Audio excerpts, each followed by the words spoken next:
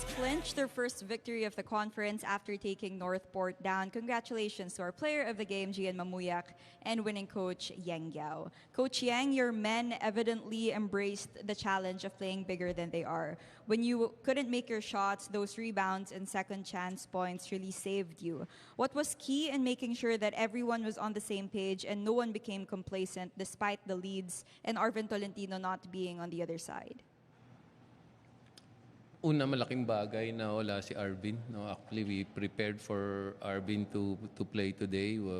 It's just a lucky break na hindi siya nakapaglaro. We feel na naglaro siya, mag-iiba yung complexion ng laro talaga. So, we had to scheme him. We had to find something to just maybe minimize his efficiency. But again, we got lucky he was not able to play. No? Napakalaking bagay din ng offensive rebounding. We were missing shots, actually shots that were open that I felt we could have made, especially those open threes. But what saved the day for us was our offensive rebounding.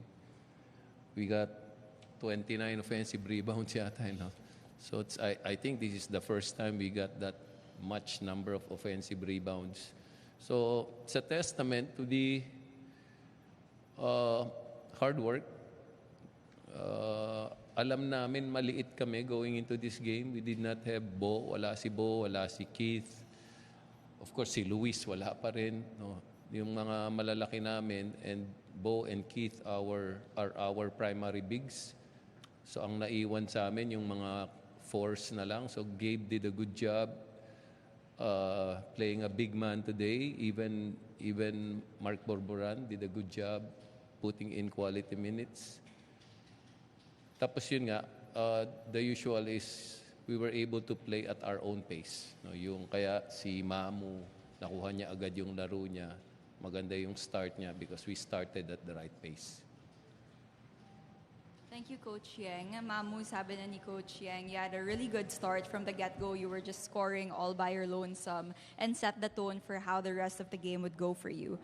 Coming from an injury, how did you try to regain your health back during your off-season? And what fruits of your preparations did you see in your game tonight?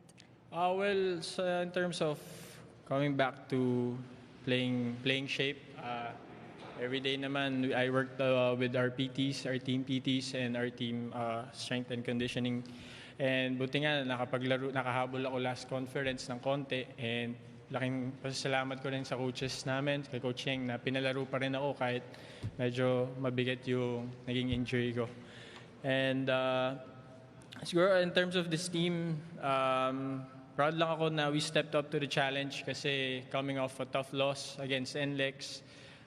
Sabi nga ni Coach Yang, medyo mabigat yung talo na yun, and buti na lang nakabawi kami, and hopefully this becomes a momentum.